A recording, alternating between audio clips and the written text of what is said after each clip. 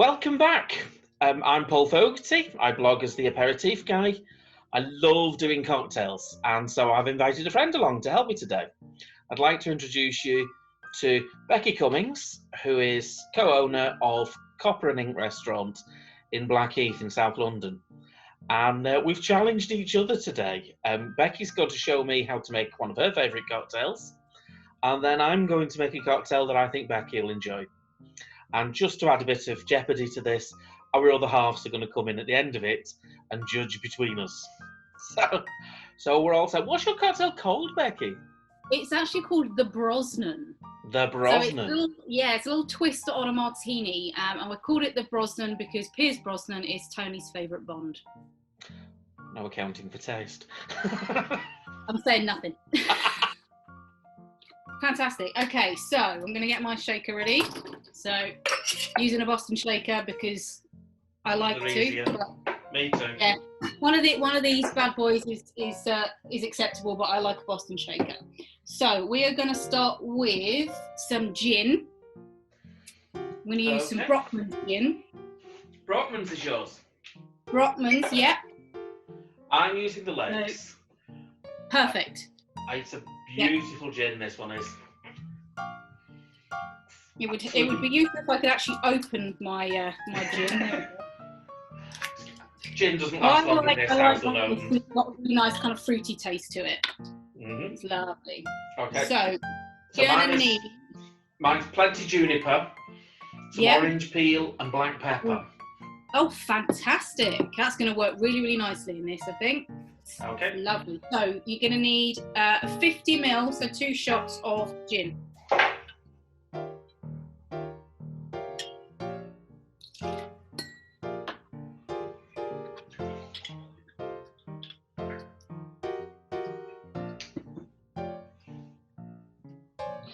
Next up, we got some vermouth. Okay. I am a bit basic-ish. Martini Bianco. Okay. I've got Dolan Blanc. Dolan Dry, sorry. Fantastic. So mine's going to be a bit drier than yours. Yeah, but that's not a problem. Okay. I need 25 ml, 1 shot of that. Okay.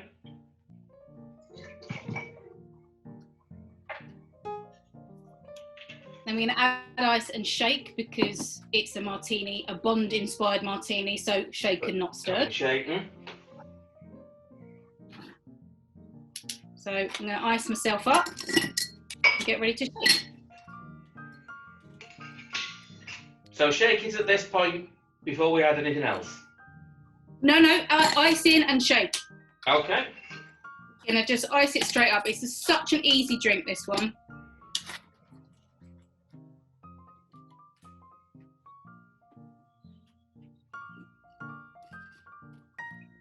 Let's go.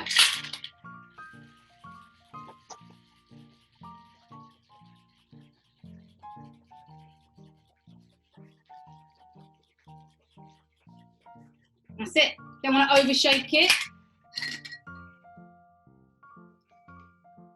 Beautiful. All right, so we can now strain into our glass.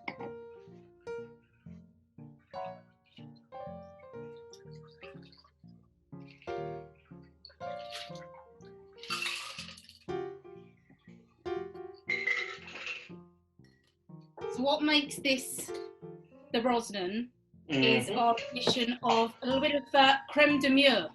Okay. So I've got this fantastic one. It's called Mure, and it's actually made by Matt Follis, who was on MasterChef. So he created this fantastic blackberry liqueur. So if you can get your hands on it, I will look out for that. I've got a fairly bog standard one from my local cocktail shop. Fab, it will work. And we need a shot, so 25 ml of that, which we're going to just pour straight into our glass.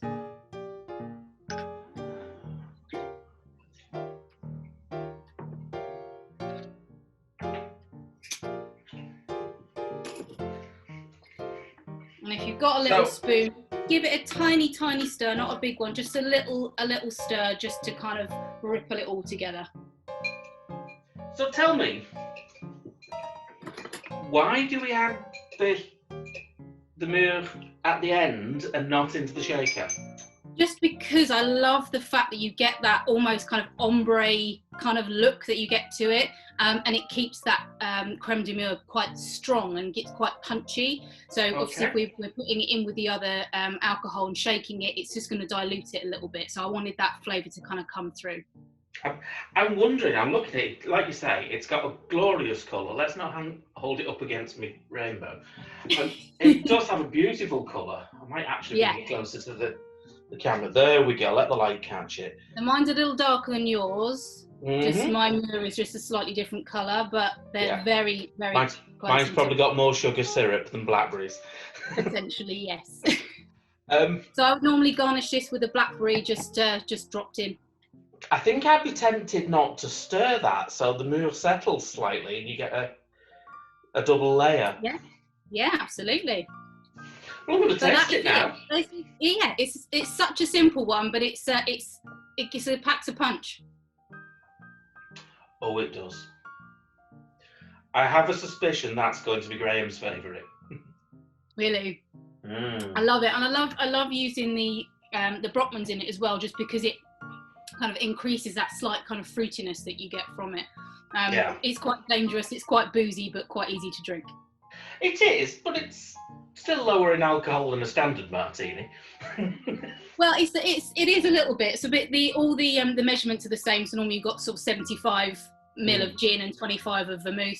So we've just taken down the gin and added the Muir to kind of get the quantities back up. Positively healthy, Becky. Absolutely, it's got fruit in it. It's lower in alcohol and it's got fruit. Exactly. What more could a man want? Absolutely. Well, here's to Piers. Cheers, Piers. Delicious. It is.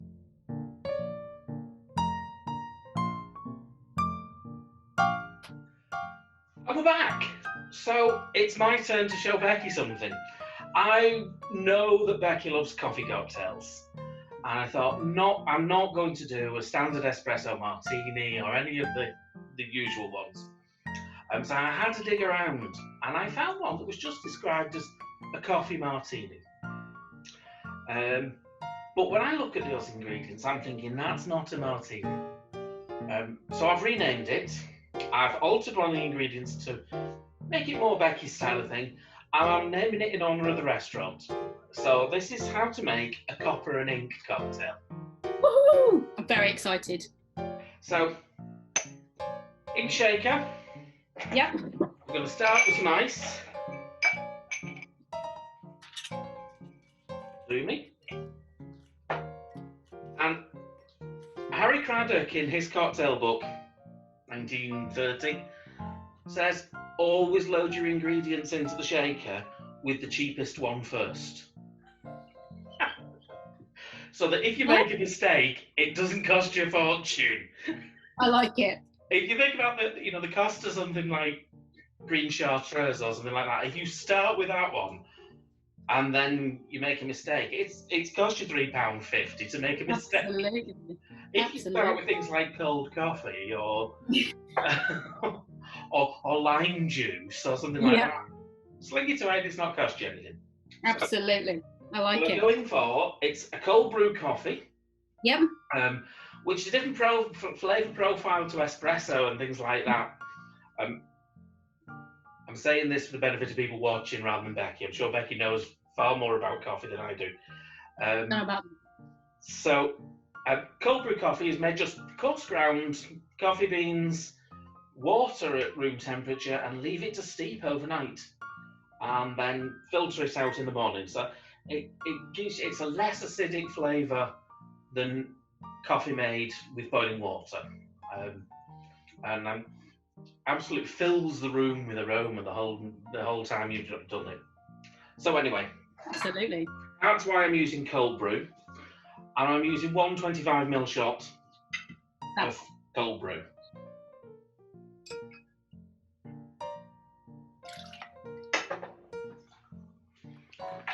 So that's the coffee. I then want something sweet in here. And believe it or not, I'm going to use tawny port. It seems like an unusual combination, coffee and port, but the smoothness, the richness of the coffee goes really well with a nice port. So, yeah, I like it. 25 mils of port.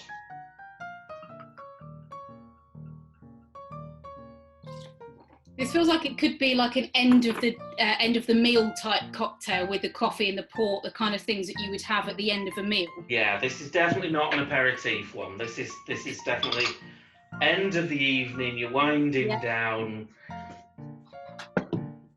A couple of dashes of Angostura bitters. How many dashes do you normally do, Paul? 2. 2.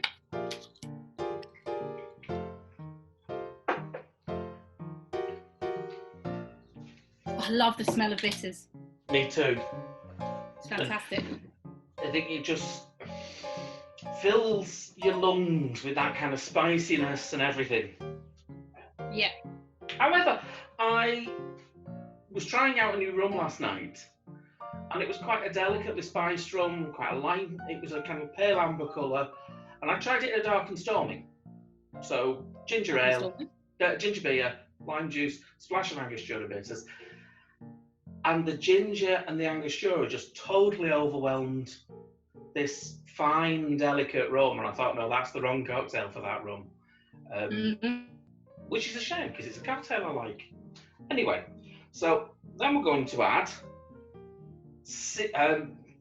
let me just check, 60 mils of bourbon.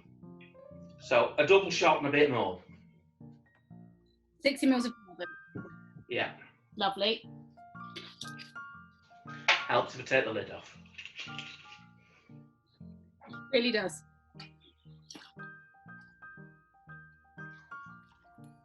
So just to recap,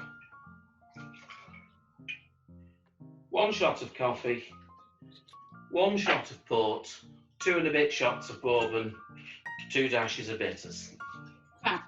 And we're going to shake.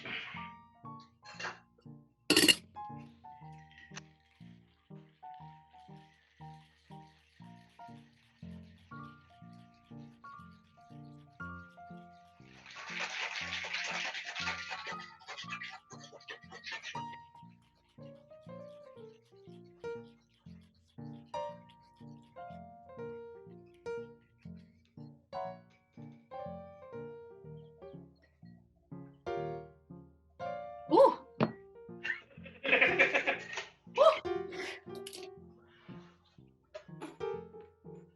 And I'm pouring this into a coupe glass. As There's am no reason I. why it shouldn't go into a martini glass.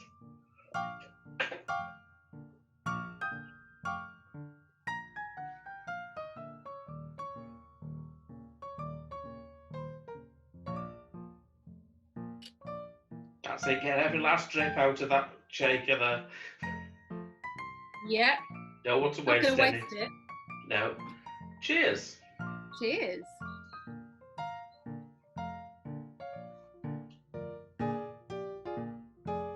Wow. That's totally unexpected. It's wow. I'm so surprised. I wasn't sure how those flavors were going to marry together, but you get this lovely like underlying kind of aromatic almost note from the coffee that kind of runs through, and then the port and the bourbon kind of match each other, and it's not too harsh. It's really smooth. It's stunning. I love it. I think it's the port that holds it together. I think you're right, actually. I think, bourbon and coffee can both have those kind of aromatic elements about them, and they need a foundation. And I think the sweetness and the richness of the port gives you that foundation that holds it together. And then, of course, you've just got that spiciness that drifts up your nose from the bitters. Yeah, it's fab. I love it. So I suppose now is the moment of truth. We bring in the other halves and ask them to adjudicate. So I've brought my partner Graham in the room. Hello. Becky has got her partner Tony. Tony Rod is the chef at Copper and Ink. And so co-owner. We're going to do more or less a blind tasting. I suspect that each of the partners knows which one was ours. But we're going to do them in the order we made them. Okay. Yep. So we're going to start with the Brosnan. Brosnan. Okay. Oh, I may have tried this one before.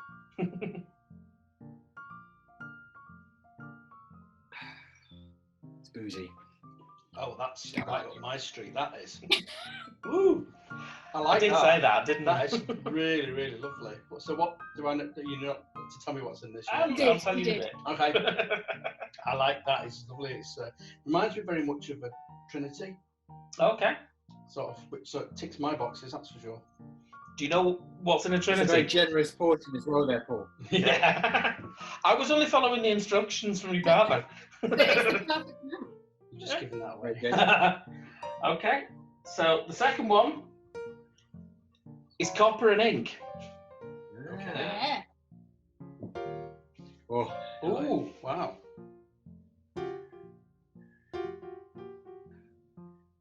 oh, oh. Oh, that's a Okay, beast. Oh, has that got coffee in it? That has coffee in it. Yeah. Coffee, bitters, port. Yeah. It's Very very nice. nice. It's a I little. like it. It's a little bit. It's not quite my. You know, I tend to veer slightly towards the sweeter ones. You're not a big coffee drinker anyway, I'm not are a you? coffee drinker now, but it's very nice. I mean, it's quite Moorish actually. Well, for someone who doesn't drink a lot of coffee, I'm taking that as a massive compliment. Yeah. But the first one would be the one that would be my favourite one. Okay. So, you appear to have frozen, Becky. Oh yeah. Oh, We're back. We're back. Yeah. There we hey. go. That's I'm okay. someone who quite likes bitters in his drinks. Mhm. Even in my gin and tonics, I put bitters. Yeah. So for me, coffee, bitters, and port. I mean, that's a fantastic combination. So I'm probably the copper and ink of the two of them. Ooh. Which is a healthy It's a dead heat then. I think that's Good thing, right? perfect symmetry. Yeah. The other thing Now is he's going back on for we some have copper and a delicious aperitif here, and a digestive. and then a digestif for afterwards. So there you go, Greg. You have that Oh, one. thank you. It's been lovely chatting with you. We look forward to coming down to see you and eating and drinking with you sometime as soon as we Look can. forward to Oh, it. I would love that. Yeah, that'd be great. Absolutely.